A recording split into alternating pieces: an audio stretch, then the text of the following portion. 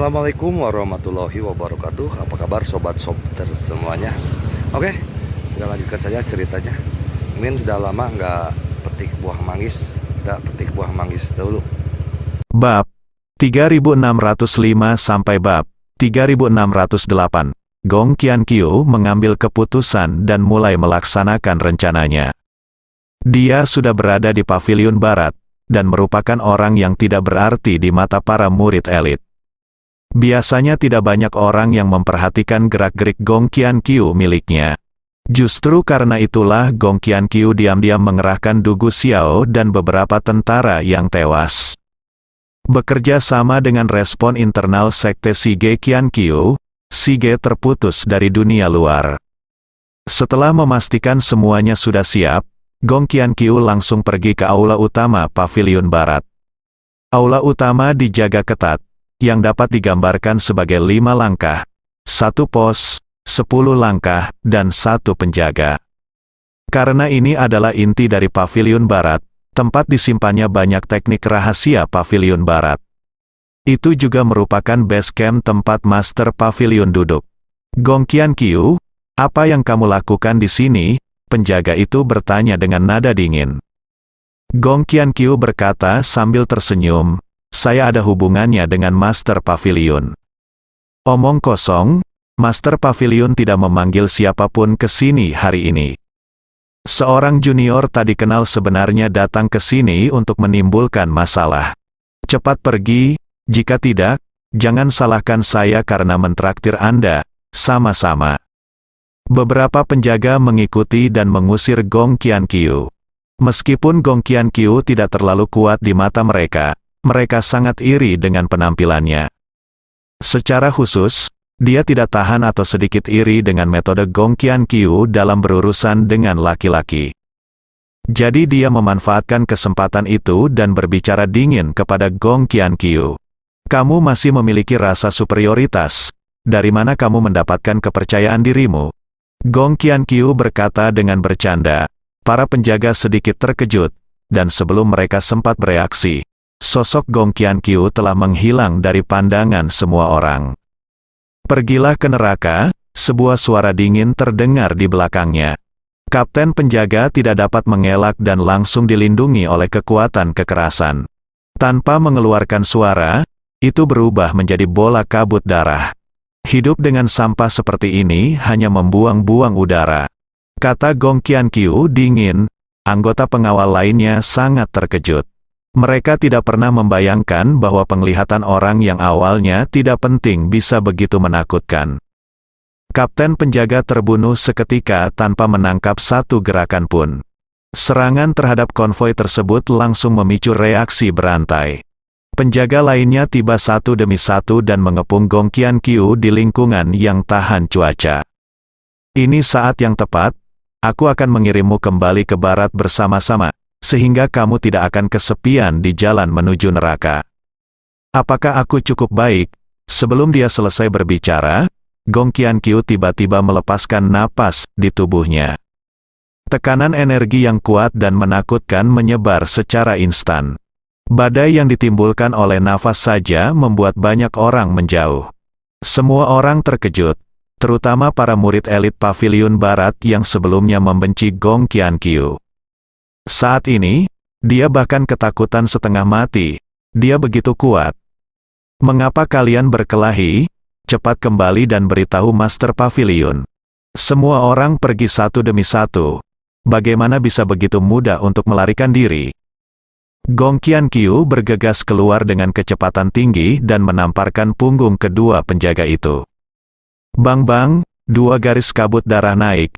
Tetapi mereka tidak punya waktu untuk mengeluarkan suara apapun. Gong Qianqiu seperti seekor harimau yang memasuki kawanan domba, dengan teriakan datang dan pergi kemanapun dia pergi. Anggota badan yang patah dan lengan yang patah beterbangan kemana-mana. Semua murid elit pavilion barat yang hadir benar-benar ketakutan. Mereka ingin melarikan diri, tetapi di bawah tekanan energi yang menakutkan, kaki mereka terasa seperti timah. Sulit untuk bergerak 1 inci pun, bukankah kamu sangat sombong sebelumnya? Gong Qianqiu mencengkeram leher seorang penjaga dan menggunakan sedikit kekuatan. Gaba, suara patah tulang terdengar. Lehernya memiliki sudut hampir 90 derajat. Penjaga wanita itu menolak untuk menutup matanya, dan ketakutan di matanya tidak hilang untuk waktu yang lama. Sekelompok semut, Gong Qianqiu berkata dengan ekspresi jijik di wajahnya. Saat dia mengangkat tangannya, 2 pukulan terdengar, dan punggung 2 orang lainnya tenggelam. Setelah berjuang lama, dia meninggal karena marah. Itu saja, Gong Qianqiu mendengus dingin, dan emosi yang telah terakumulasi selama bertahun-tahun dilepaskan sepenuhnya pada saat ini. Dia ingin mengubah seluruh paviliun barat menjadi neraka Shuro. Gong Qianqiu, hentikan, pada saat ini, suara wanita yang dingin terdengar. Gong Qianqiu mengikuti suara tersebut dan melihat seorang wanita berpakaian putih mendekat dengan cepat. Bukankah ini kakak senior Suang Sui? Bagaimana perasaan Master Pavilion ini? Goda Gong Qianqiu, melihat anggota tubuh yang patah dan mayat dalam kondisi menyedihkan di mana-mana di halaman. Fu Suang Sui tidak bisa menahan diri untuk tidak terkesiap, dia bisa merasakan kekuatan Gong Qianqiu. Belum lagi kekuatanku sendiri, bahkan tuanku saat itu, Gong Wenqian, mungkin akan tertinggal jauh. Tapi dia, Fu Suang Sui, sekarang adalah penguasa Paviliun Barat. Jika dia tidak berdiri, saya khawatir tidak ada yang akan selamat hari ini. Gong Qianqiu, orang-orang ini semua adalah sesama sekte. Mengapa kamu membunuh mereka dengan begitu menyakitkan? Fu Suang Sui bertanya dengan bingung. Mengapa? Gong Qianqiu mencibir 2 kali dan berkata, ketika orang-orang ini mempermalukan dan memeras saya, apakah mereka pernah ingat bahwa saya adalah sesama murid? Sekarang kamu akan mati, kamu ingin aku mengingat sesama murid kita. Kaulah yang telah mencapai level anjing berstandar ganda ini, kan? Fu Suang Sui tidak bisa berkata-kata mendengar kata-kata ini. Mereka sering bertemu dengan Gong Qianqiu di masa lalu. Tidak peduli sumber daya budidaya, itu juga merupakan pelecehan verbal dan fitnah. Gong Qianqiu, apa yang kamu inginkan? Fu Suang Sui bertanya dengan suara yang dalam. Gong Qianqiu tersenyum dan berkata, tentu saja aku akan membunuh kalian yang melakukan hal yang sama di depan dan di belakangmu. Kamu, Fu Suang Sui ingin berteriak, tetapi mengingat perbedaan kekuatan di antara mereka, disparitas yang besar. Begitu kutukan itu keluar, itu hanya akan membuat Gong Qianqiu semakin marah. Dampaknya akan lebih buruk lagi. Anda dapat membuat kondisi apapun yang Anda inginkan. Jika Anda mau, saya bersedia menyerahkan posisi Master Pavilion kepada Anda.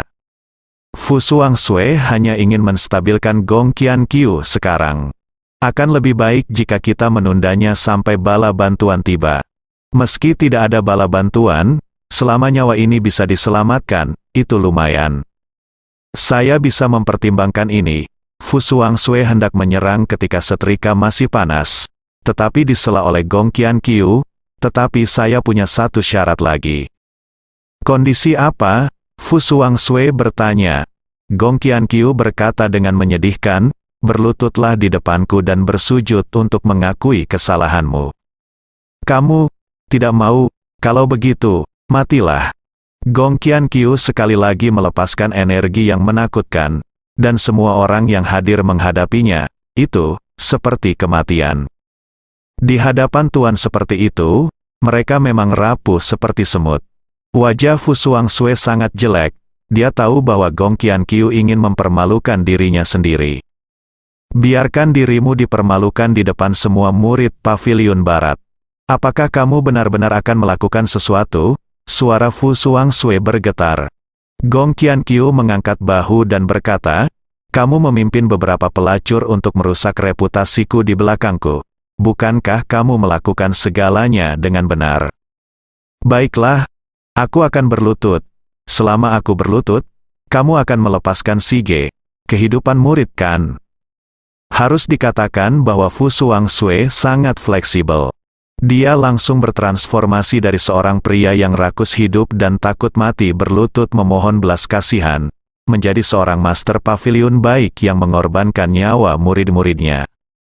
Gong Qianqiu tidak menunjukkannya dan melanjutkan, kalau begitu, itu tergantung apakah penampilanmu bisa memuaskanku. Celaka, Fu Suangsue merangkak ke arah Gong Qianqiu sambil berlutut. Dia bersujud kepada Gong Qianqiu terus-menerus, sambil bersujud dan mengatakan bahwa saya salah. Segera ada darah di dahi Fu Suangsue. Apakah sekarang baik-baik saja? Wajah Fu Suangsue sepucat salju, dan bibir merahnya digigit olehnya. Kapan dia pernah dipermalukan? Gong Qianqiu perlahan membungkuk, dan senyuman di wajahnya semakin dalam. Fu Suangsue awalnya berpikir bahwa ini adalah awal untuk membiarkan dirinya hidup, dan dia menghela nafas lega. Namun, pada saat ini, Fu Suangsue merasa ada seseorang yang menahan kepalanya. Sebelum dia sempat bereaksi, Gong Qianqiu tiba-tiba mendorong kepalanya ke tanah. Kekuatannya begitu kuat sehingga kepala Fu Suangsue mengalami cacat parah. Otak meledak, Gong Qianqiu sepertinya telah melakukan sesuatu yang tidak penting. Bersujud tidak ada gunanya, saya sangat tidak puas. Gong Qianqiu mencibir, jadi, kamu tidak punya pilihan selain mati. Mendesis, ada hembusan udara di halaman. Cara kejam Gong Qianqiu membuat semua orang yang hadir merasa patah hati. Seseorang akhirnya berteriak tak terkendali. Banyak orang terjatuh ke tanah. Faktanya, semua orang yang hadir adalah murid elit Pavilion Barat, dan hampir semuanya terluka berlumuran darah. Tapi seseorang seperti Gong Qianqiu membunuh sesama muridnya sambil mengobrol dan tertawa. Tapi bahkan memikirkan hal itu membuatku gemetar ketakutan. Qianqiu, aku salah. Aku benar-benar salah. Selama kamu bersedia mengampuni hidupku, aku bersedia bekerja sebagai kuda untukmu. Qianqiu, mulai sekarang, kamu adalah master pavilion kami, Zong. Si para murid pavilion berlutut di tanah satu demi satu. Suaranya tercekat oleh isak tangis, dan dia memohon belas kasihan. Sudah terlambat untuk memohon belas kasihan sekarang. Setelah Gong Qianqiu mengatakan ini, dia berubah menjadi dewa kematian lagi. Dengan kejam dan gila-gilaan memanen kehidupan para murid elit Pavilion Barat. Ini adalah pembantaian sepihak, menghadapi kesenjangan kekuatan yang sangat besar. Para murid elit Pavilion Barat tidak memiliki ruang untuk melawan. Bahkan tidak ada kesempatan untuk melarikan diri.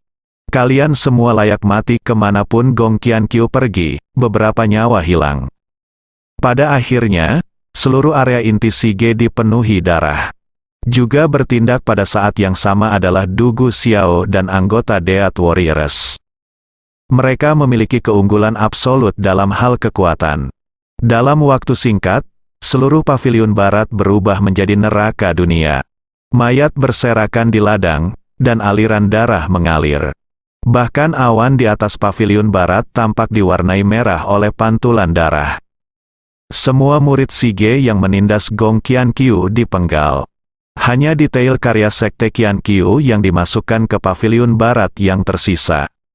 Senang sekali, Gong Qianqiu tertawa telentang. Depresi di hati saya selama bertahun-tahun telah hilang sepenuhnya. Dia merasa jauh lebih santai. Sebarkan beritanya, lalu mari kita tunggu dan lihat pertunjukan yang bagus setelah. Gong Qianqiu selesai memberikan instruksi rinci. Dia segera memimpin Du Gu Xiao untuk mengungsi dari Pavilion Barat. Selain itu, mereka melarikan diri melalui jalan rahasia Pavilion Barat, dan orang luar tidak mungkin mengetahuinya. Berita pertumpahan darah di Sige menyebar dengan cepat. Semua pihak kaget, terutama faksi utama dari divisi penekan iblis berada dalam bahaya. Bahkan jika Shen Tianjian ingin menghiburnya, dia tidak bisa melakukannya.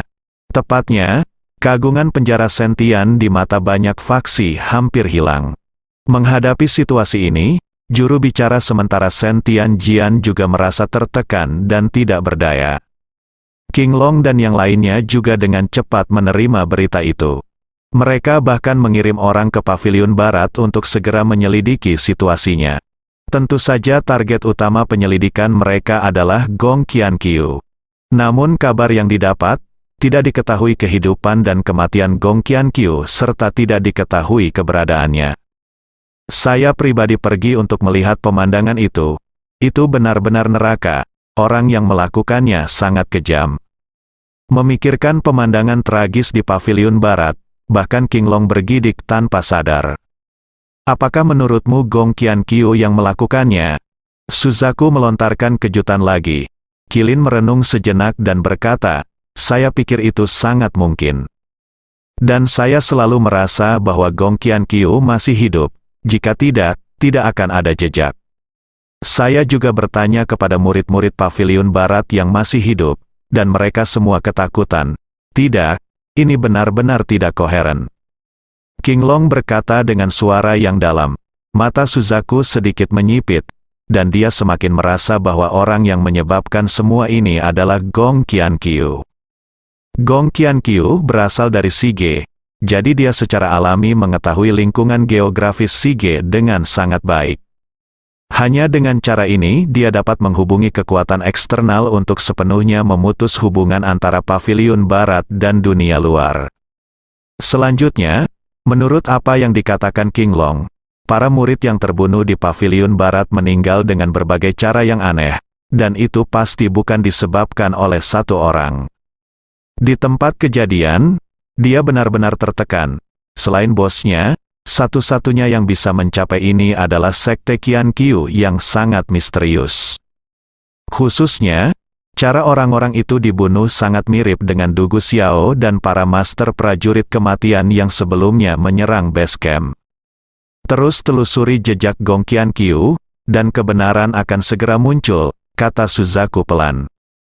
King Long dan yang lainnya setuju, dan mereka semakin merasakan hal ini. Hal ini pasti ada hubungannya dengan Gong Qiankyu. Karena hanya dengan cara inilah banyak hal di sepanjang cerita dapat dijelaskan secara lengkap. Hal lainnya adalah lebih memperhatikan Xiao Feng. Saya pikir dia mungkin ada hubungannya dengan Gong Qiankyu. Begitu. Suzaku membuka mulutnya, yang lain mengalihkan perhatian mereka. Ada keraguan di matanya. Suzaku menjelaskan, pikirkan baik-baik tentang perubahan Xiao Feng dalam beberapa hari terakhir. Kata-kata itu membangunkan si pemimpi. King Long dan yang lainnya langsung mengerti apa yang dimaksud Suzaku. Beberapa waktu yang lalu, Xiao Feng telah mencapai tingkat dekadensi yang ekstrim. Matanya kosong sepanjang hari, dan dia tidak memikirkan tentang makanan atau makanan. Beberapa hari yang lalu, saya tiba-tiba merasakan ledakan energi. Tidak seperti biasanya sebelum kombinasi tersebut, dia justru memperingatkan dirinya sendiri dan bahkan menawarkan untuk membawa Gong Qiankyu menemui bosnya. Ada berbagai tanda bahwa Xiao Feng kemungkinan besar telah menghubungi Gong Qiankyu. Tapi entah kenapa, Xiao Feng menyembunyikan masalah ini. Tentu saja, bagi Xiao Feng, hanya Gong Qiankyu yang bisa memberinya perubahan sebesar itu. Hanya saja kekuatan Xiao Feng belum meningkat sekarang. Aku khawatir itu tidak akan efektif jika kita mengawasinya. Benar, begitu Xiao Feng mengetahuinya, dia dapat dengan mudah menyingkirkan kita. Kalau begitu, bukankah lebih baik memperingatkan ular itu? Suzaku merasa itu masuk akal. Setelah berpikir sejenak, dia berkata, kalau begitu, ayo minta bantuan Junjun. Oke, semua orang setuju. Selama Ye Junlin tidak diganggu, hanya Junjun yang bisa mengawasi Xiao Feng dengan tenang. Sisi lain, Xiao Feng juga dengan cepat mengetahui berita bahwa Sige berlumuran darah. Dia secara naluriah mengira Gong Qiankyu sedang dalam masalah, dan segera bergegas ke paviliun barat untuk menyelidiki situasinya. Pada saat ini, paviliun barat sudah dikelilingi oleh orang-orang dari faksi lain dari divisi penekan iblis.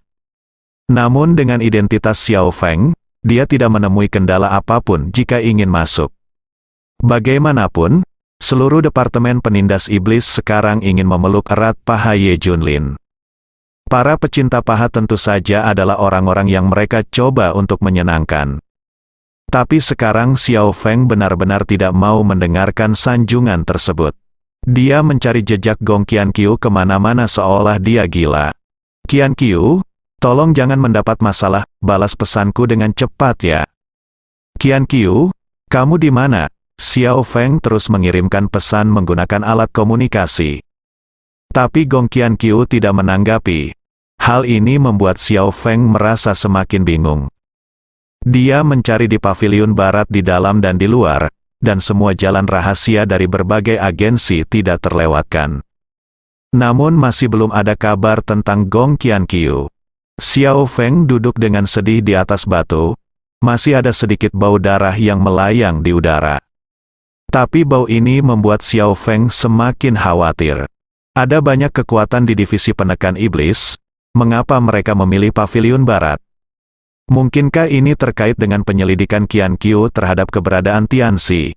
Xiao Feng tiba-tiba memikirkan kemungkinan ini. Dikabarkan bahwa Tianxi pergi mencari dunia legendaris. Gong Qian Qiu sebelumnya diperintahkan untuk mencari keberadaan Tianxi. Periode ini mungkin melibatkan rahasia dunia legendaris. Tentu saja, mungkin juga kekuatan misterius memilih paviliun barat secara acak untuk menakuti seluruh divisi penindas iblis. Tapi apapun alasannya, Qian Qiu mungkin dalam bahaya sekarang. Xiao Feng menamparkan dirinya sendiri dengan keras. Aku sangat tidak berguna. Xiao Feng terus memarahi dirinya sendiri. Belum lama ini, dia memberitahu Gong Qian Qiu bahwa dia bisa melindunginya. Tidak lama setelah itu, Qian Qiu mengalami bencana tersebut. Dan dia tidak ada di sisinya. Saat dikejar oleh kekuatan misterius, Qian Qiu berharap ada yang bisa melindunginya. Xiao Feng menyesal.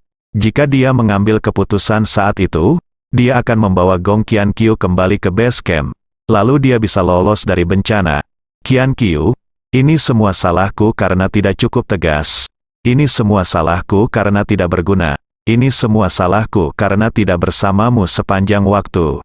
Xiao Feng terus memukuli dirinya sendiri, dan pipinya bengkak, bersambung.